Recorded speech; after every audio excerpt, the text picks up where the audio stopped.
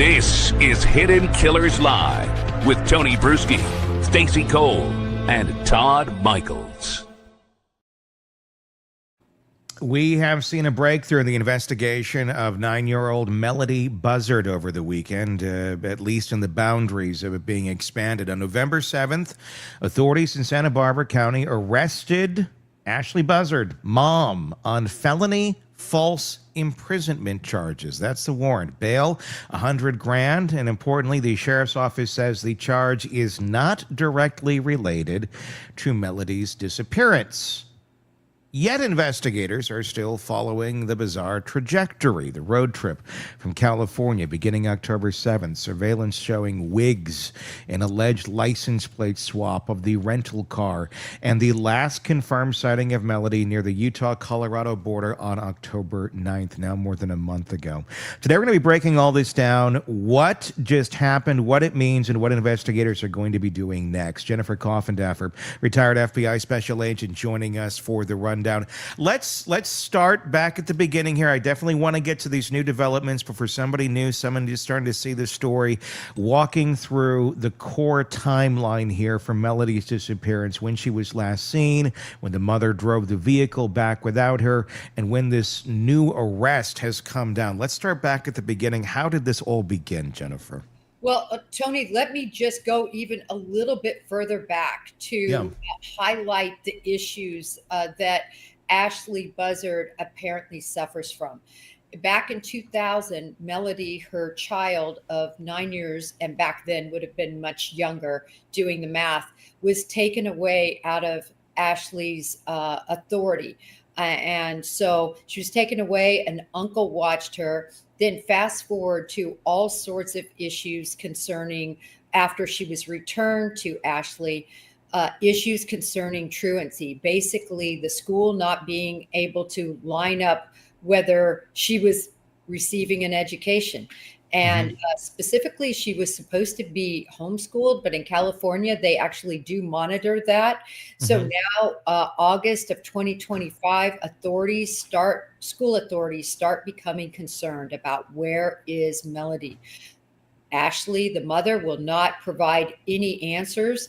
And then on the 7th of October, Melodee and Ashlee embark on a cross-country trip to Nebraska, all the way to Nebraska. That's 1,500 miles, everybody. Pedal to the metal, 70 miles an hour. It's gonna be a 20-hour trip.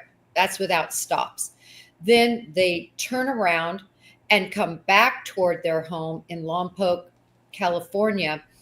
Ashlee and Melodee are last seen on video on the Colorado-Utah border on March 9th. Then we have this recent arrest on November 7th, where Ashlee, I should mention the most important point, when she returns, meaning Ashlee, Melodee is nowhere to be found. So she returns home without Melodee. On November 7th, authorities, local authorities, not the FBI, and the FBI is very involved in this case, local authorities arrested Ashlee Buzzard on a completely unrelated incident concerning an individual that essentially she wouldn't let leave. And that's the interesting part, and the false imprisonment. I mean, there's different angles and ways that can be charged. What do we know about that in itself? And they're saying it's not directly related to the disappearance.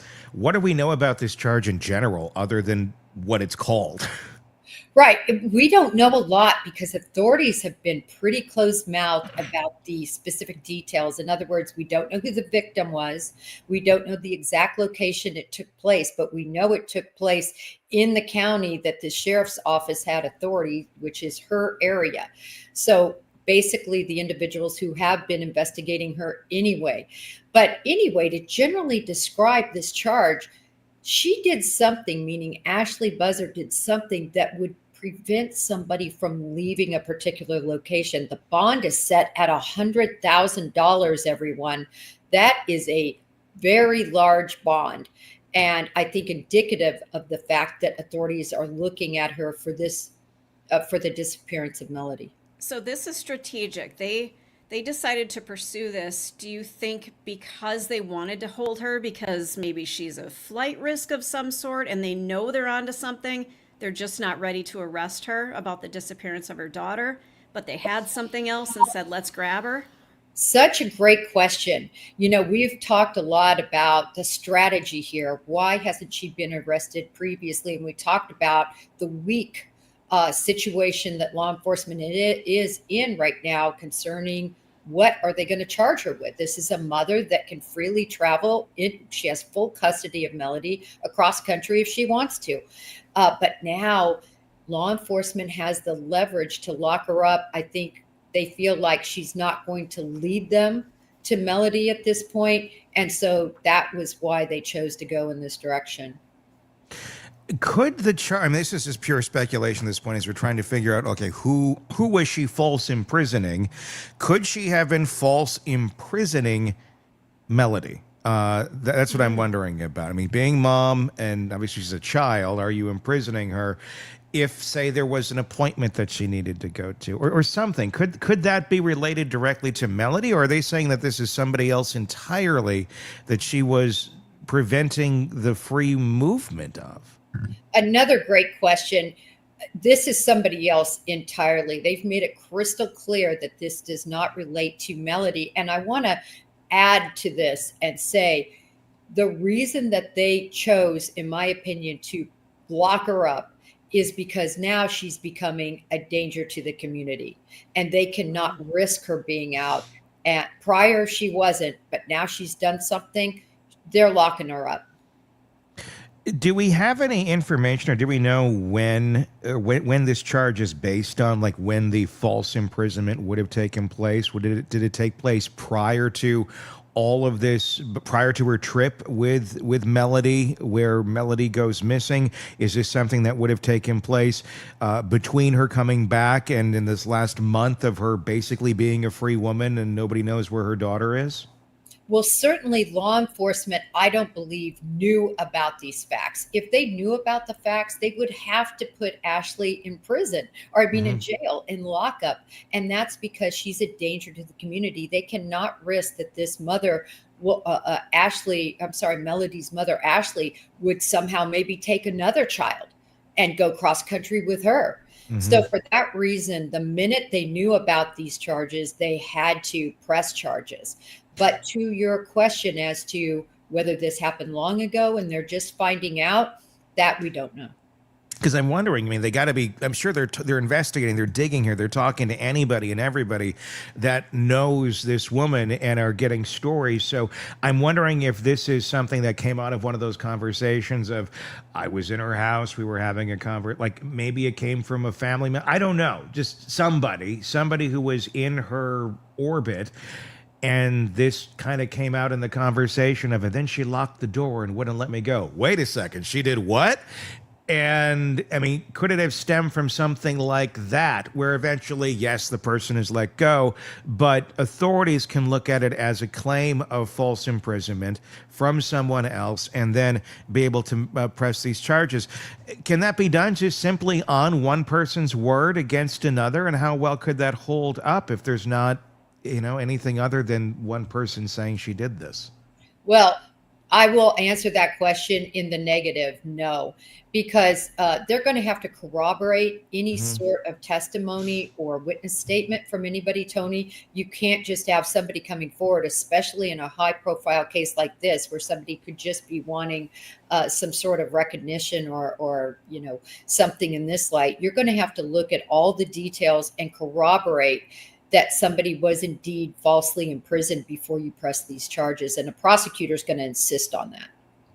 So they likely have some solid evidence here that she actually did this to somebody. We don't know how, when, why, but they have enough where they said, okay, we can go get her, charged her on this. Why do you think it is that that was in lower hanging fruit than we don't know where your daughter is and you're not telling us either for a month? That the charges are easier to go and get somebody locked up for this. Meanwhile, there's a child that no one has any clue where the hell they are. It seems like that would be the lower hanging of the fruit, but apparently not.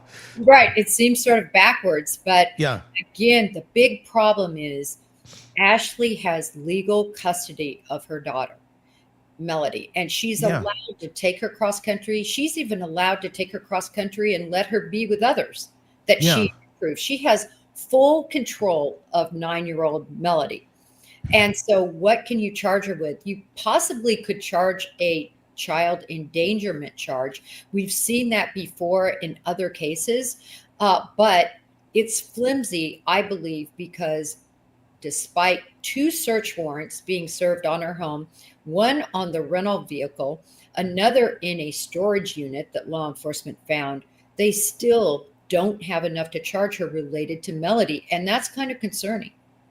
Is there any sort of legal requirement for parents to produce their child if they have not been seen by anybody within days, weeks? I mean, you look back at the Daybell case, same thing. Oh yeah, my kids are somewhere else. Well, they never were.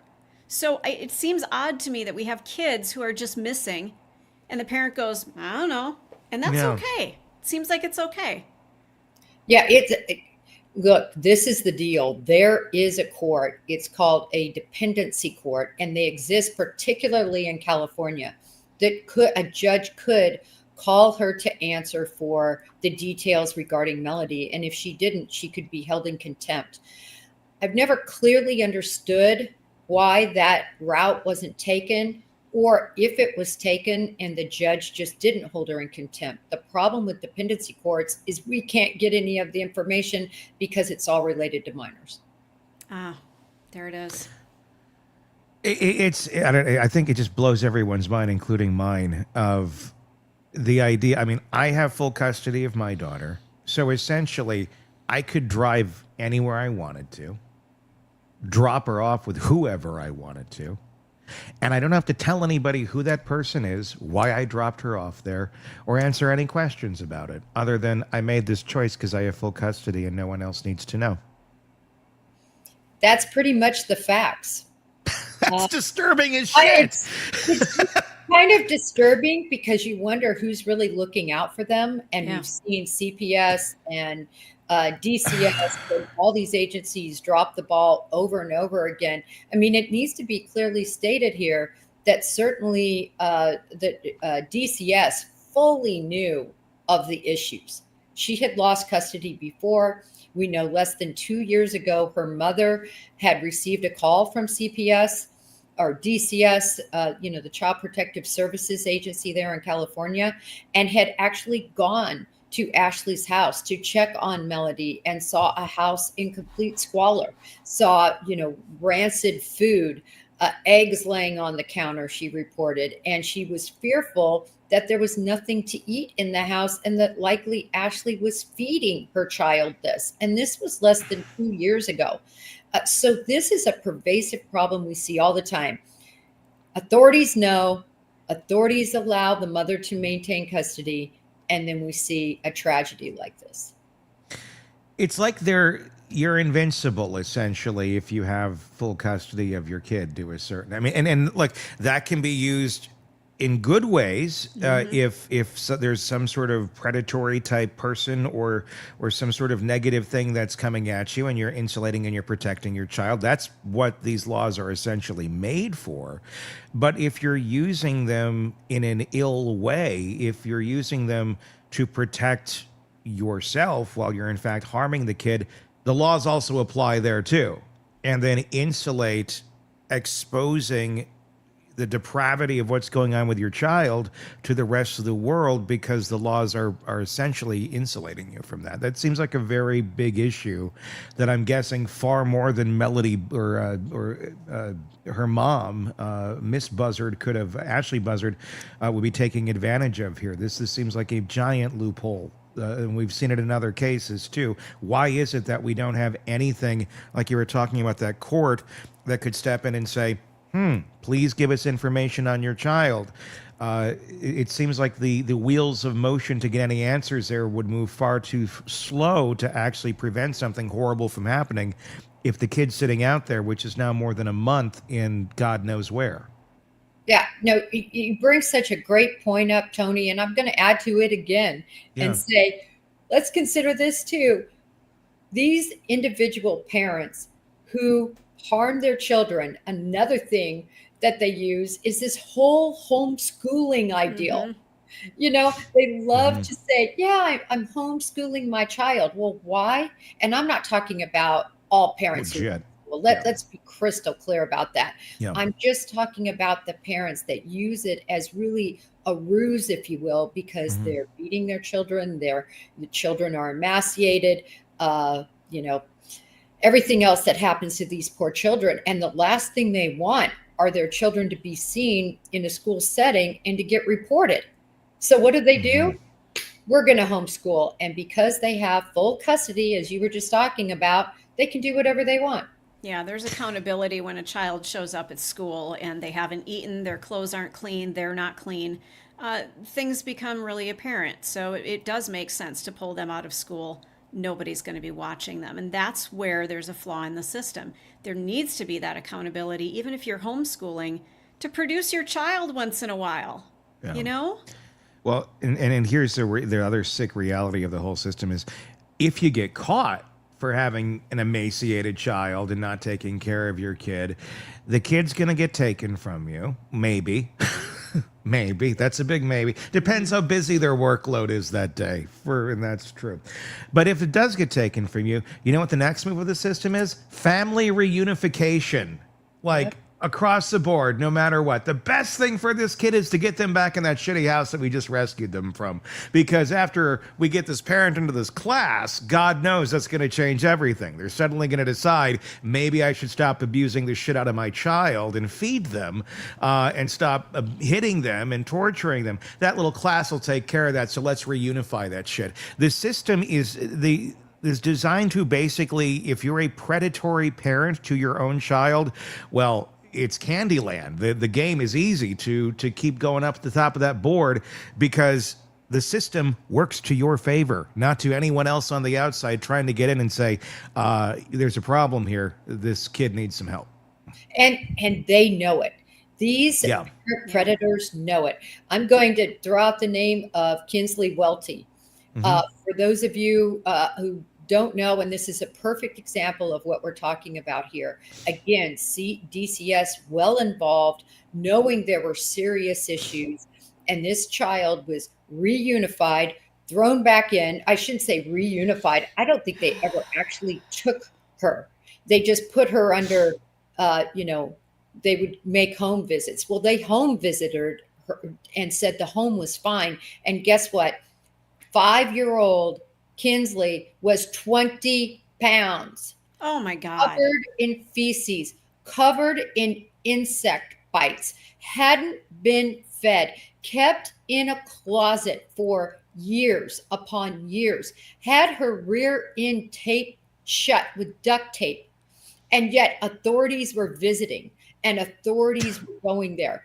It's mind-boggling. Obviously, she died recently. And it's just sickening what is happening. So, sorry. No, it's true. I mean, this reunification bullshit is utterly insane. I see it. I'm watching it right now. I'm watching the system work its magic in something in my world with a friend.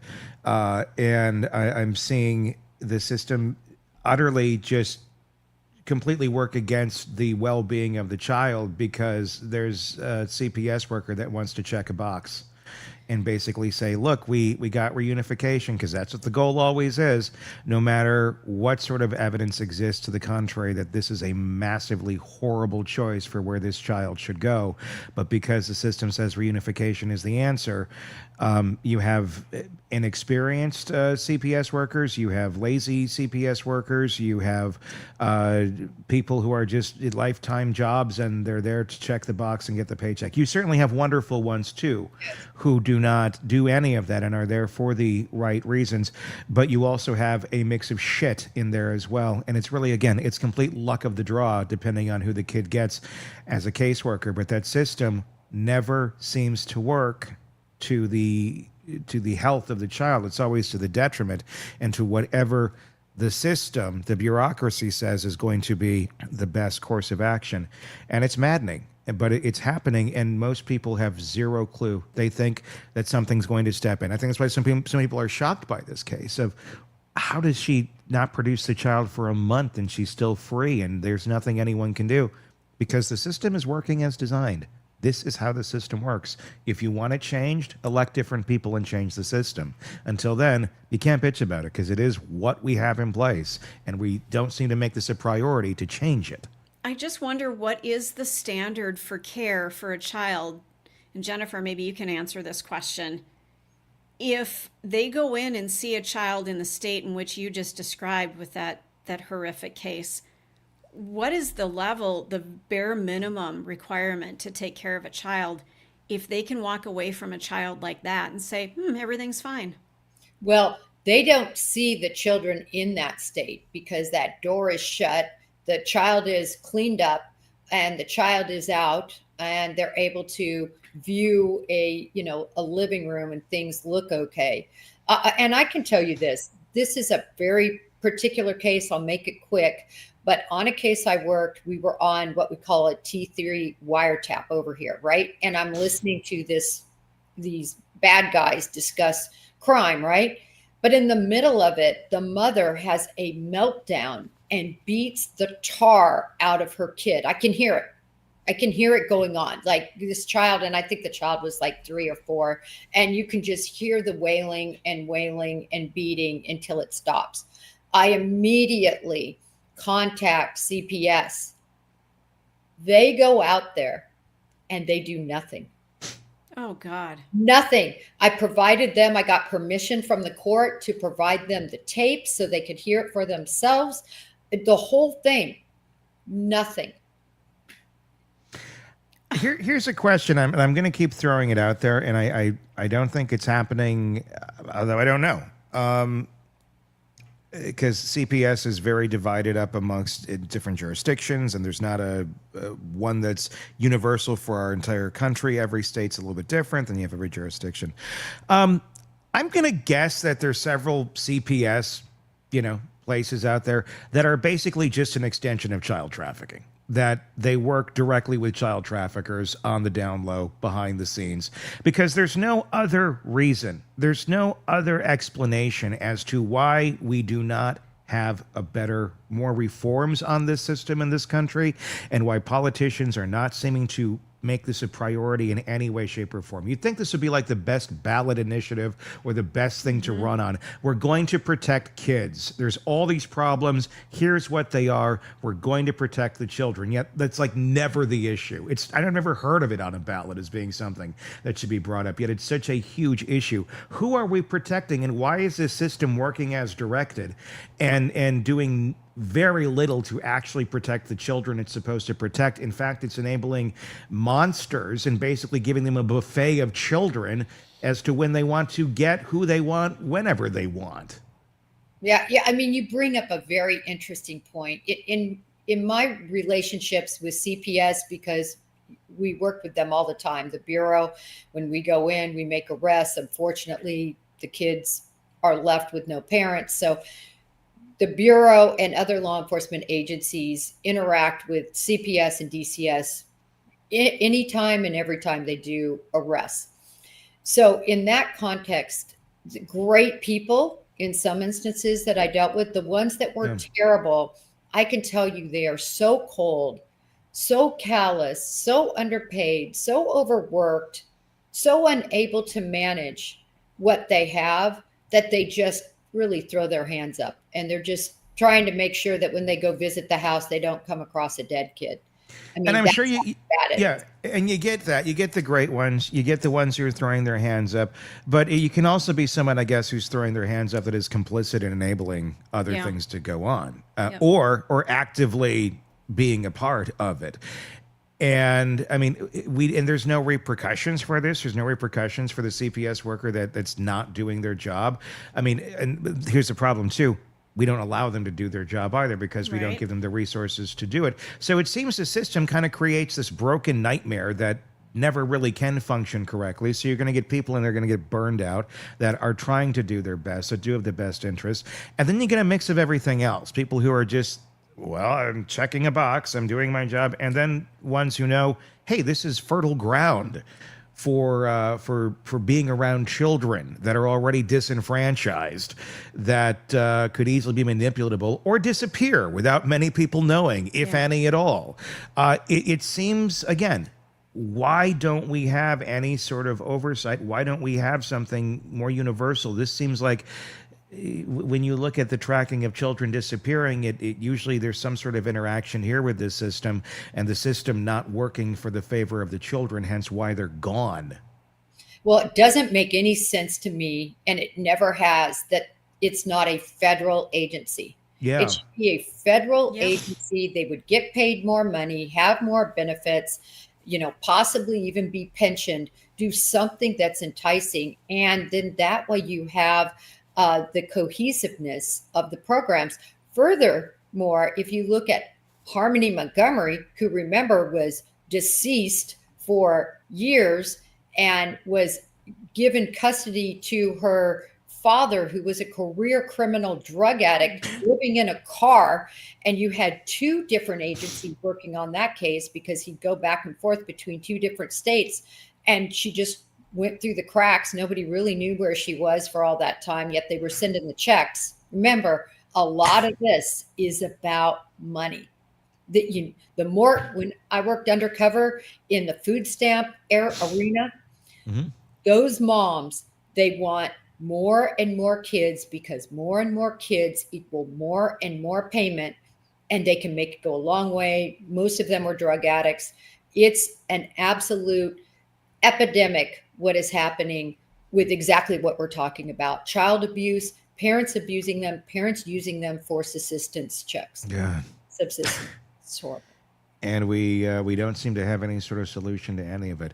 What are we seeing in the comments right now, Stacy? A couple of things about Gen Z had originally said, do we think that the daughter could have been in some domestic violence situation and she took her and put her somewhere to keep her safe? But then she retracted and said, well, now that I know the info about CPS, maybe not to my previous comment. And the reason I bring that up is because I've heard online a lot of people saying that maybe there was something in the family going on and the child is being protected somewhere. If that were the case, I would think she would volunteer that information to authorities and they wouldn't be searching for the child. Does that make sense, Jennifer?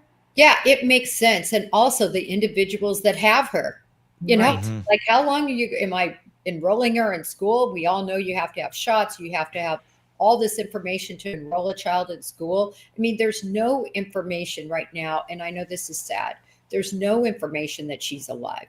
Yeah. There's no information out there.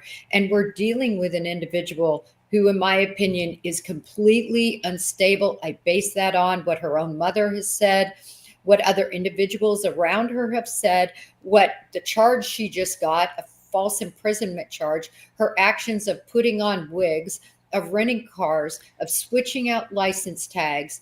This is a paranoid individual who I think and there's always a proximal event before a major move that she made. What are the proximal events? The school was asking about Melodee.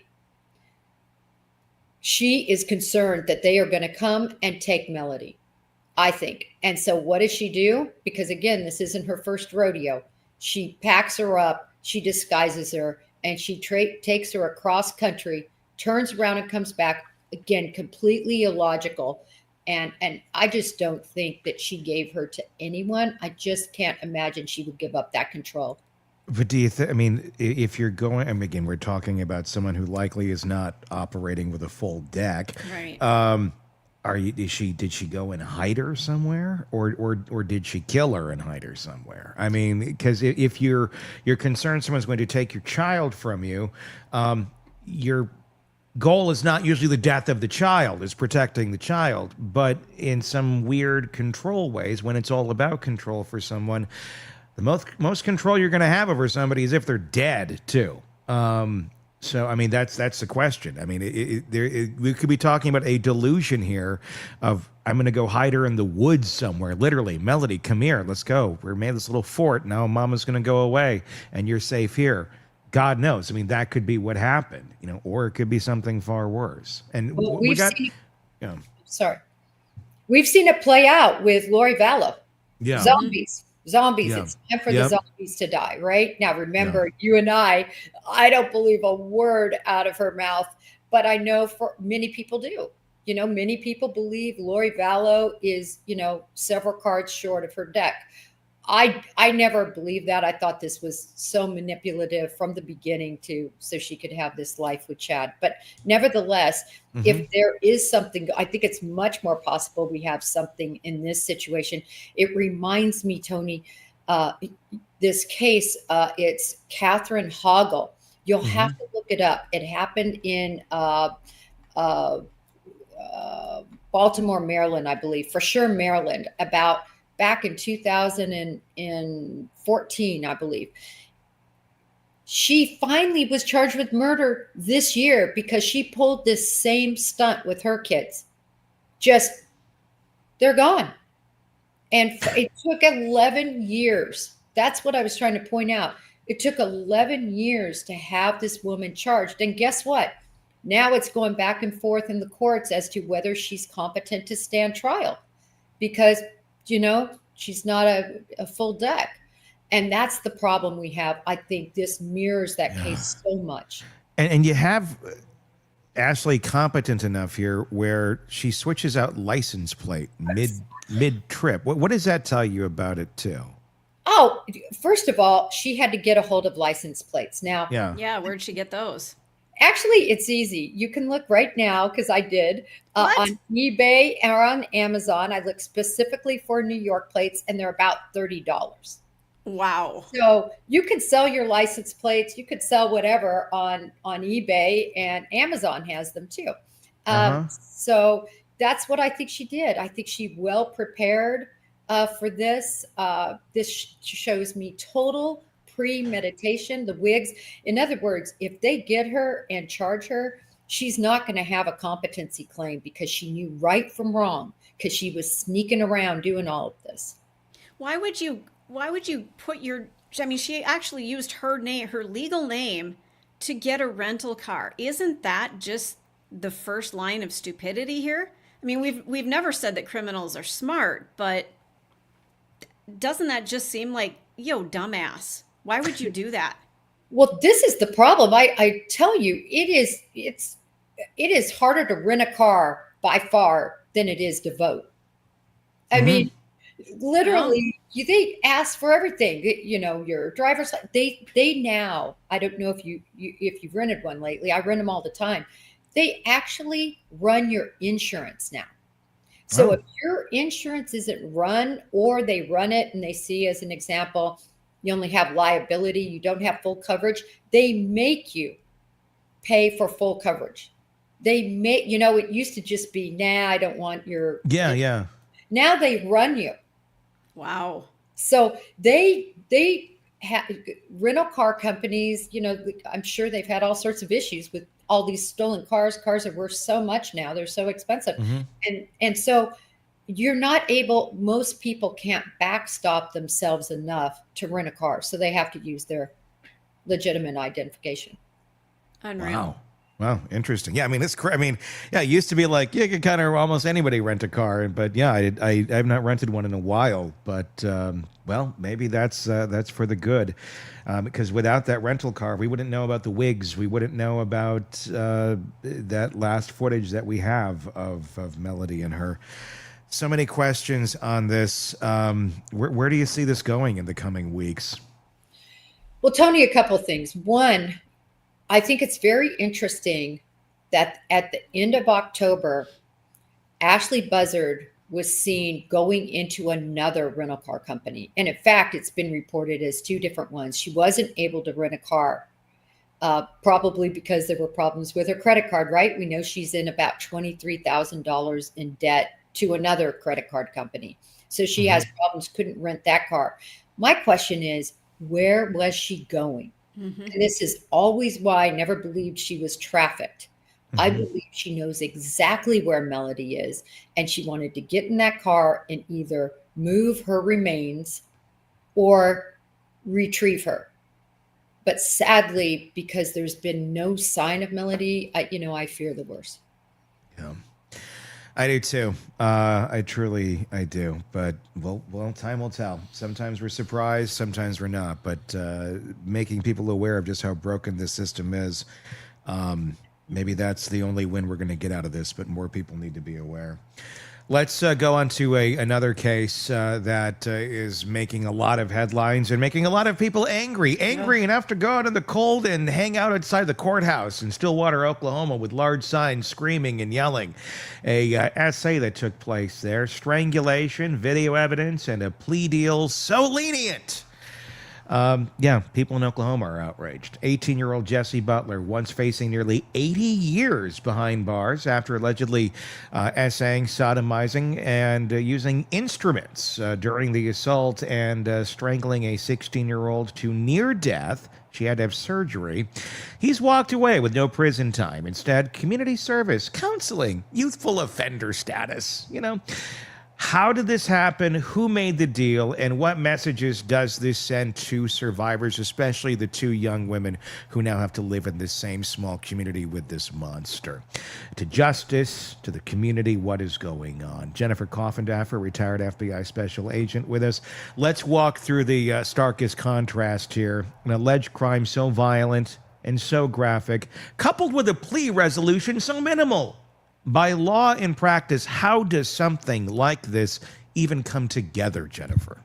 Well, how it happens is you have a defense attorney that is working their magic and or has some sort of relationship, which they often do with the prosecutor, right? Whenever you have a prosecution, this is Stillwater, Oklahoma. Mm-hmm. Whenever you have a DA's office, those line prosecutors, they come to know defense attorneys. And through that relationship, I believe, they made the agreement that Jesse would be changed in status. He was initially charged as an adult. They changed it to what we call a YO, a youthful offender status.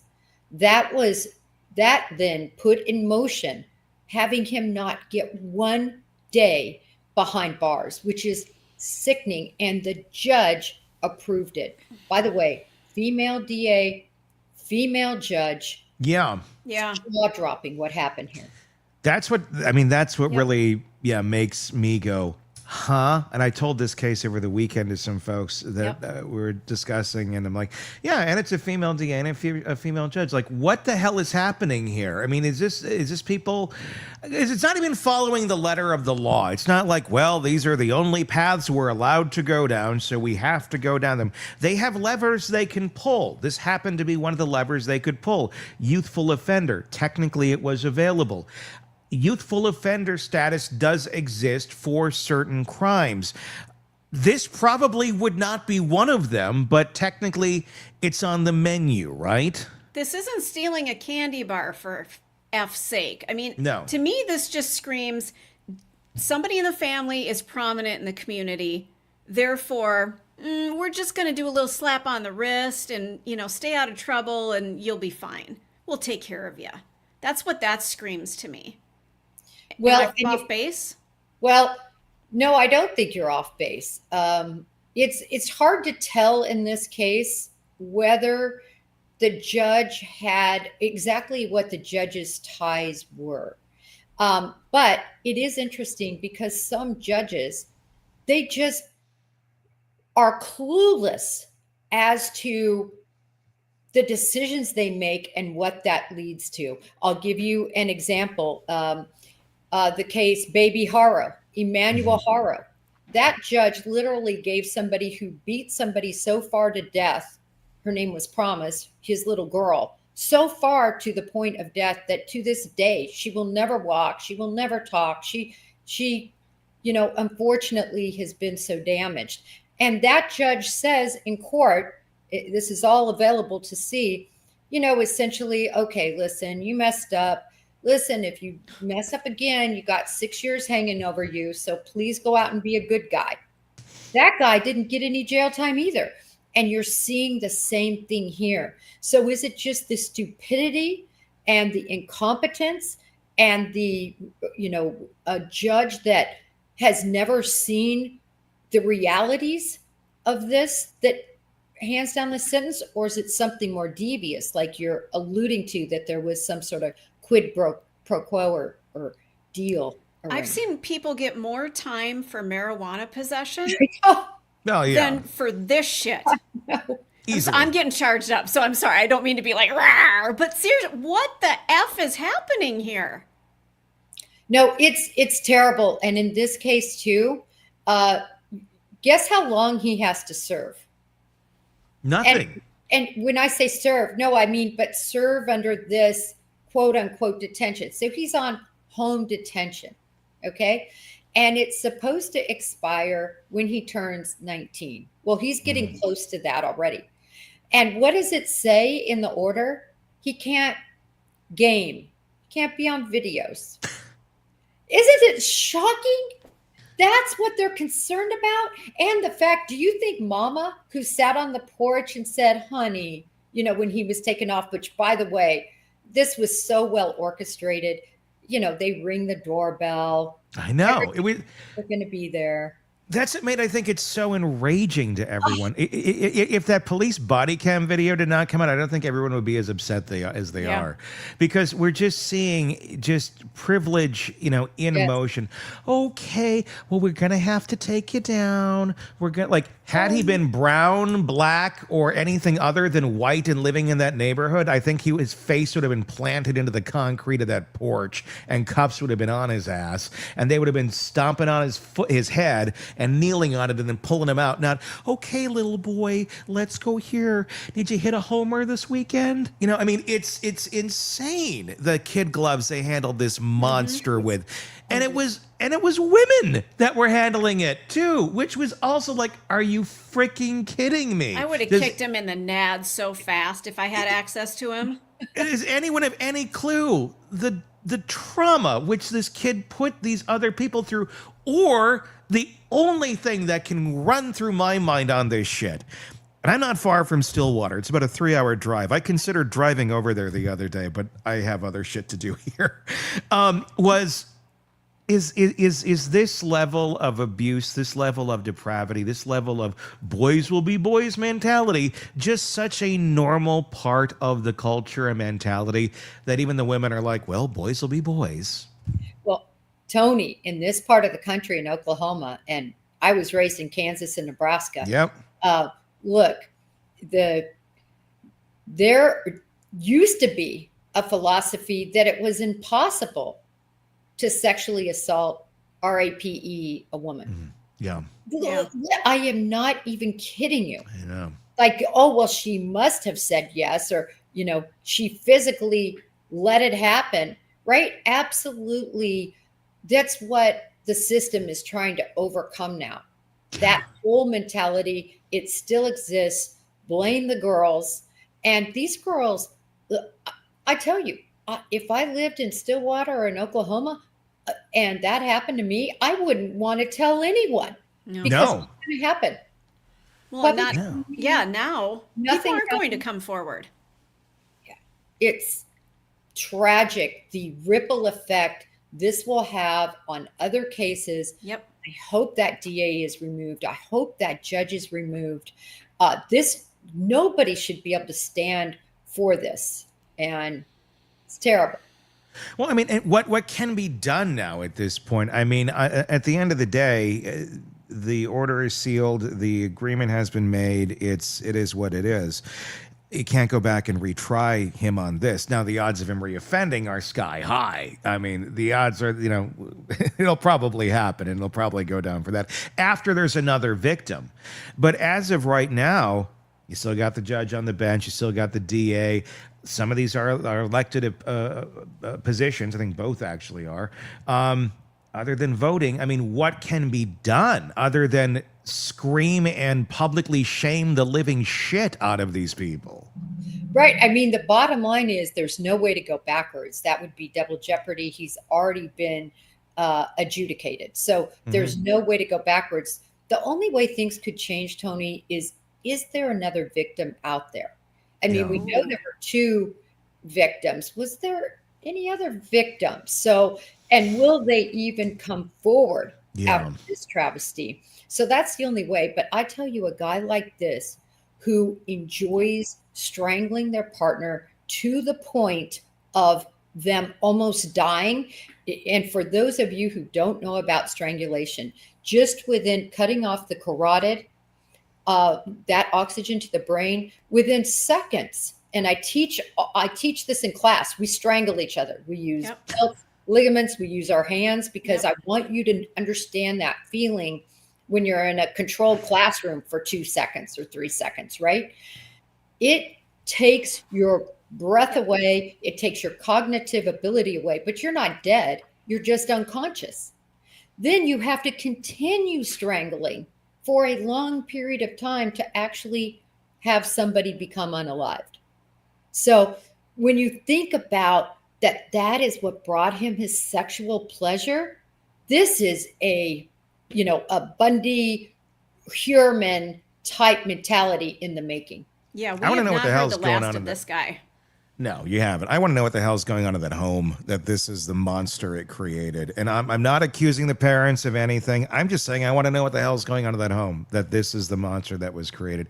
And maybe nothing at all. Maybe that's the answer. Maybe that is what was going on in the home.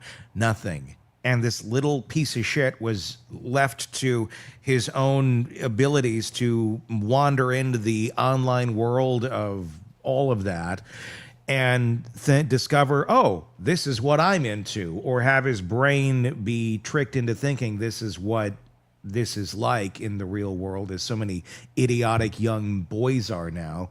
And then they think, oh, strangulation is just part of the act. I mean, the fact that this moron wanted to tape it, too. It wasn't just, I saw this online and I'm 16, 17 and an idiot. It's like, and I want to get it on video. I mean, he's a special type of predator that ain't going to be stopped by a year of let's, go sit in your parents' basement and play Nintendo, or he's not allowed to play Nintendo. He can't do that. He can't play Nintendo. Maybe if it's offline, maybe he has to go to the ones like old school, like he has to play Atari or something that doesn't have an online element to it. But none of this is going to be fixed.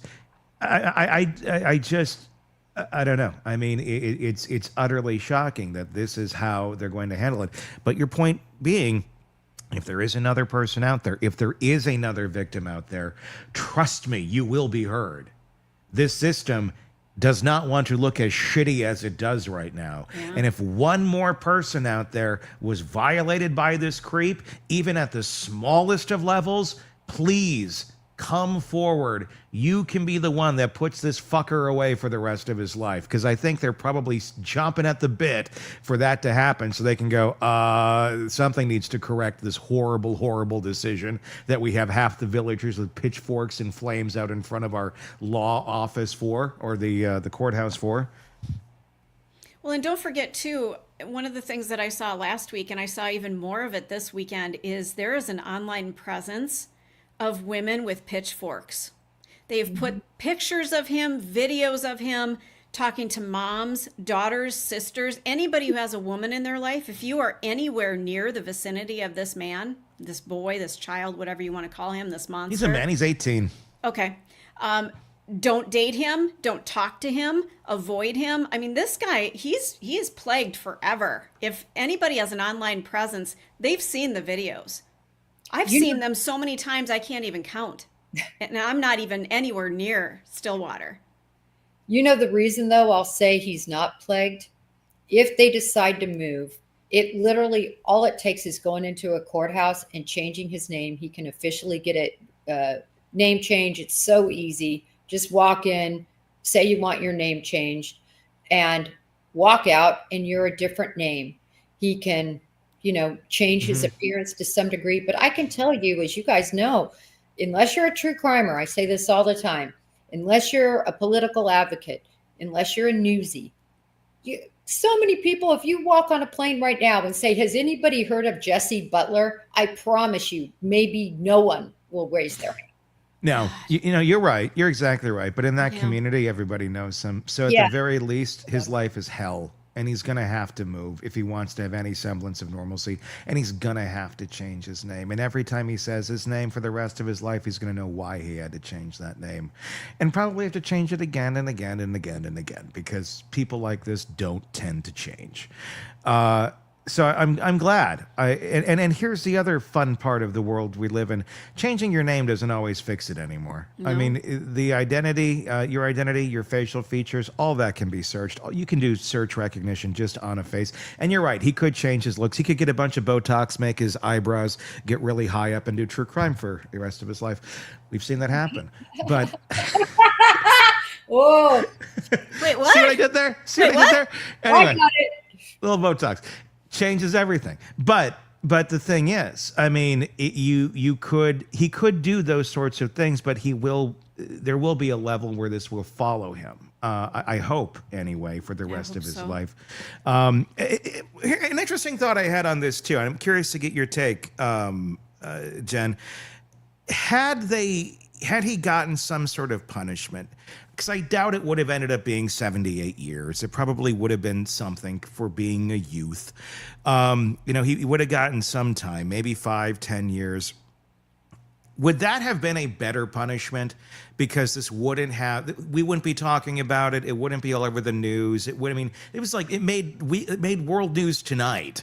I mean, because of the buzz on this, it hit the evening news literally, and cases like this typically don't get there unless there's a lot of outrage. Now, the amount of outrage that is here and that will live forever online when searching this guy up or his image, it's there. None of that would have been there had he actually gotten some sort of punishment. And I'm not saying 5 to 10 years is reasonable. I think full 78 would have been fine. But something. Yeah. I think he would have had a better chance of going on and living a somewhat normal life after that. After this shit show, again, change his name. He's going to have to go somewhere else. That's going to be about the only way to live any sort of semblance of normalcy. A couple of things. First of all, poor baby. He has to change his name. Poor baby. He's not going to want to have this look. He's going to have to hit a tanning booth. I mean, the bottom line is this kid, we haven't stopped seeing him.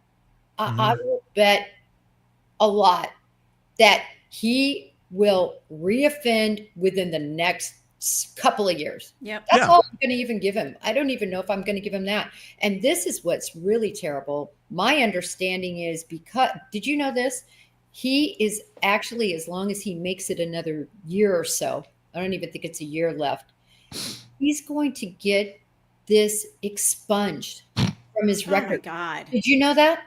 He will be expunged, and he will not have to be on a sexual registry. I don't get. When you look at the whole picture of this, how this judge and this DA has worked to cause this monster to be able to be out and victimize others, it's mind-boggling. And I'm glad everybody is so shooken up about it. Everybody needs to look at the record of the DA and the judge as well. Yeah. There's a lot of leniency in this department. Who else did they do this to? And people like that. I mean, other than, again, and it's weird because it's like, I don't believe like public shaming should be our modality for fixing problems, but I feel like, well, if the system's not working, this seems to be all that's left. And unfortunately, that seems to be where we're sitting on this, other than another victim coming forward and saying, this fucker did this to me too, which if you're out there, please do. And you will be believed. Trust me. If anyone's going to be believed right now, you hold all the power in the world. Yeah. Other than that, is there any other thing that could happen here? Could we see any sort of federal charges be brought against him for this, since the state has obviously been derelict in their duty in handling this? Yeah, unfortunately, I see no federal charge that would fit these parameters. He didn't cross state lines. Mm-hmm. Again, these girls, he was involved with them, at least initially, for months, one, a year, other, and then these sorts of horrible, violent acts began against them. and they had the courage to go forward. And those girls are now going to live a horrible life of counseling, of issues, of neck issues. She had to have surgery, of God knows other issues that they might have. Remember, instruments were used, sodomy. He didn't cross state lines in this incident, but he was on the baseball team. And I don't know if they play outside of Oklahoma. I don't know how they're set up. I don't know nothing about this team. Some do. Some play, interstate wise into different teams and things like that. Just saying, I think that might be something to look at if anyone's looking to investigate this case and look at, did he cross a state line on one of those trips? Were they ever, sometimes if you're staying overnight, you're staying at a hotel. A lot of times it's just the team together, but sometimes they're able to, I don't know. I'm just saying there may have been opportunities where he may have crossed state lines. And if you're doing this sort of shit on the regular, it's not unquestionable that you might be doing it across state lines on the regular as well. Mm-hmm. Well, and like you said, because this has blown up, in terms of the media, and that's what the wonderful thing social media and mainstream media can do, bring eyes on issues like this. Maybe somebody will come forward, like you said. I think it's something to look at. If you've seen this monster, if you had any interactions with him in the state, without a doubt. If you're outside of the state, even better, because that's where it can become federal territory, because you're crossing state lines and he's doing that sort of shit. So, and I'm not saying this with glee if someone was violated by this monster, but I'm saying you have the power to take one down and basically hit a home run right now. And just literally, not trying to make a pun of a sport, but you can knock one out of the park and knock him out of the park too. So he can't do this to anybody else, because guess what? He's on deck to do it again right now. Oh, and he will. We'll be doing stories about him. Somebody in our comment section, Rose City, said, we will read about him when he becomes a serial killer. We will have a channel about him in years. Start one right now. Let's get the audience prepped and primed. We've been following him since he was doing this. Who would have ever thought? It's a crazy case, and another one where the system absolutely failed and has left everyone going, how do we fix this? Jennifer Coffindaffer, as always, thank you for coming on and giving us your insight. You guys let us know your thoughts in the comment section on YouTube. Be sure to check out Jennifer's channel, Break the Case, wherever you get podcasts, and also on YouTube, where you can check out her podcast as well and her coverage of this and many cases as well. Break the Case with Jennifer Coffindaffer. Go and find that. Until next time, for all of us, I'm Tony Brueski. We'll talk again real soon. Want more on this case and others? Then press subscribe now and don't miss a moment of true crime coverage from Tony Brueski and the Hidden Killers podcast.